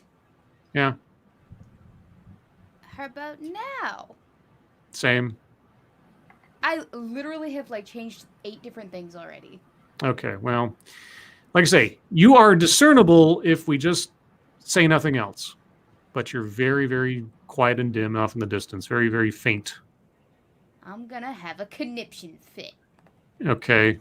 Does that mean you're gonna stamp your feet until you get your way? Maybe. Okay. Well, I'm sure seeing your little... That'll fix it. Yeah, but I mean, having you do sort of like a Running Man thing in place would probably make Monkey happy with your tiny little legs. Yeah, I'll be sure to film it for him so that he can see it. Oh, OnlyFans. There you go. Oh, lords, would y'all eat a 12-ounce chicken breast smothered in melty cheese sauce and rotini noodles? We're getting a 12-ounce chicken breast. Yeah, that sounds fine to me. Mata Winter. I would do that. Sure. As long as it was cooked. Presumably you're not giving us a raw chicken breast. You didn't say it was cooked or grilled or anything, but I'm assuming it's cooked. Can I see the chicken it came from? Jesus Christ. Oh, shit. That sounds like a turkey. That is a genetically modified sort of Sammy Sosa turkey or chicken, sorry. So next 6 minutes. She's a white girl. She'll demand to speak to the manager, LOL. Yeah. Yeah, whatever Weibo said. Let's see. Big Assassinate. Weibo fainted. Quick step back. Oh, Wait, that's why? because I said you sounded faint. Oh, ha. Why Okay, you're a little louder now. You're a little louder now. I don't know what you did. I literally pressed another button. There you go. Now you sound almost coherent. Yeah, you're in decent volume now. Excellent. Yes. All right. There we go. So we have Weibo finally with 6 minutes left. The next 6 minutes. The best 6 minutes of your life. Oh man! Don't make promises you can't keep, there, girl. How do you know I can't keep them? We'll talk off the air. Jack Epstein, did you know that Ghastly will be on my channel for some reason after the show? Some reason? Is it to honor you? That Totally. would be. Yeah, you missed Make it. the best 6 minutes of his life. Yeah, and the best 6 minutes was like, yeah, I don't know if you were here for the article we read, or the article. I guess it was an article where it says that women need to honor themselves because they deserve it. Mm-hmm. I was not here for that. You're trying to decipher exactly how does one honor oneself. So how would you honor yourself, Weibo? Well, actually, it's funny you ask that because I was just telling my brother yesterday that I would like a marble statue of myself to be erected within like the front hallway of my future abode. So there's definitely one way to honor myself. Yeah. Yes, that would be one way. A marble statue, what about like 4.5 feet tall? No. It would be at least double my size. Therefore, it would have to be 15 feet. Oh, okay. And would the schlong snake around your middle? No, it would it would snake around my torso in a very toga-like fashion, like the Romans did, just to kind of make me a little bit more imposing. Oh. Andrew Nelson, would you rather a week straight of Last Jedi or a week straight of Picard?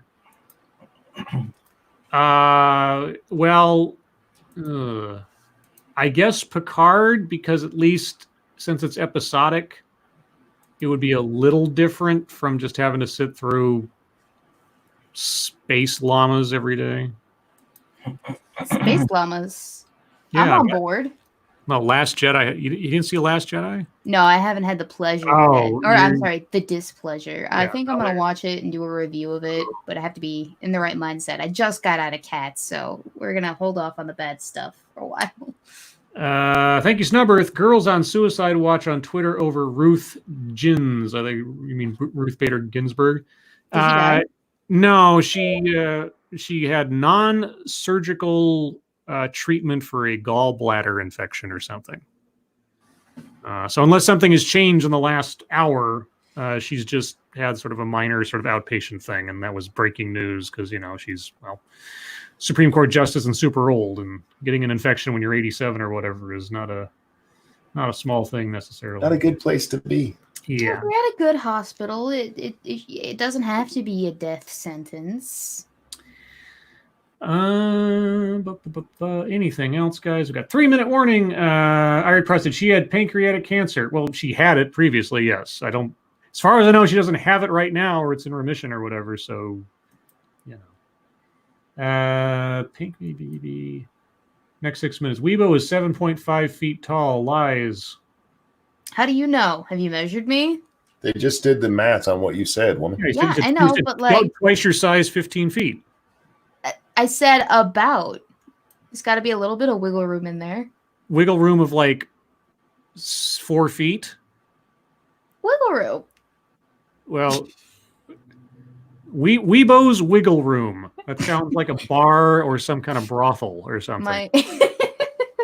No, it's a strip club. Actually, that'd be a great strip club name. Weibo's Wiggle Room.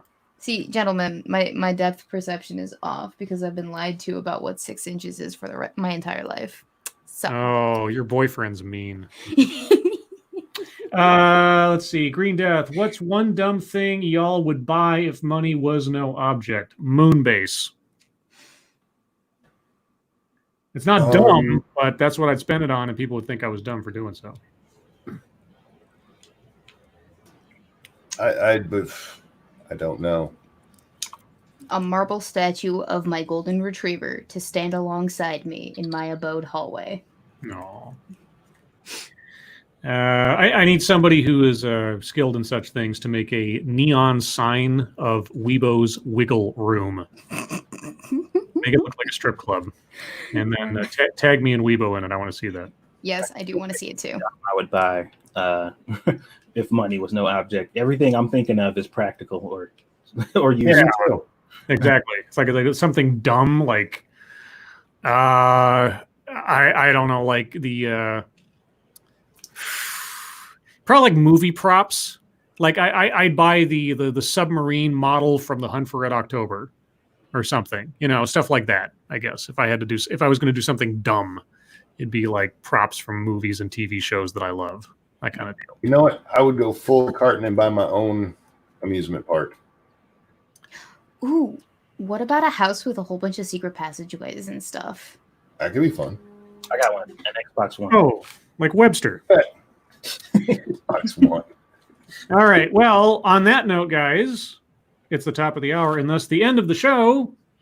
So everyone, thank you so much for joining us tonight. As you always do, you guys really are the best audience in the world, bar none. I don't even know where that phrase comes from, bar none. Actually, I disagree. My audience is the best audience in the world, but to be fair, we have a lot of crossover, so it's basically your audience. So I was not incorrect in my statement, collectively for all of us here present. Yeah. Well, thank you for that completely unnecessary interjection. You're welcome. Everyone, moderators, thank you for keeping an eye on things, even though our audience is the best behaved in the world. Everyone who donated, holy cow, thank you so much for your generosity, guys. I don't know what to say. It'll all go towards horrible things I'll put in my body, like Jack Daniels and goldfish, when I can get around to finding goldfish, because the shelf was empty the other day and I just about had a heart attack. Remember, guys, tomorrow night, per usual, will be on Monkey's channel at the regular time. Oh, wait, no. You switched because of the stuff last night. Right? Satsu's channel. Sorry, my mistake. Tomorrow night, Satsu's channel at the regular time. So be on the lookout for that. Keep an eye on Twitter. And we'll see you there. If you do not know who Weebo Jones is, well, then she's completely incorrect about the whole crossover thing. But I presume that maybe some of you don't. But if you do or don't, go check out Weebo Jones on YouTube. She has her own channel with her own shows and her own videos and all that good stuff. And she's wonderful. Oh, thank you. Yeah, and she needs attention. I do. And I just gave her some, so now she owes me. Appreciate it. Okay, with that, guys, Monkey, Satsu, thank you for joining me as always. Mm-hmm. Weebo, thank you for coming on for the latter 10 minutes or so. Thank you for having me. Even if we couldn't hear you for most of it. We got there eventually. Because as you know, guys, we here on Lords of the Night, we diminish the voices of women.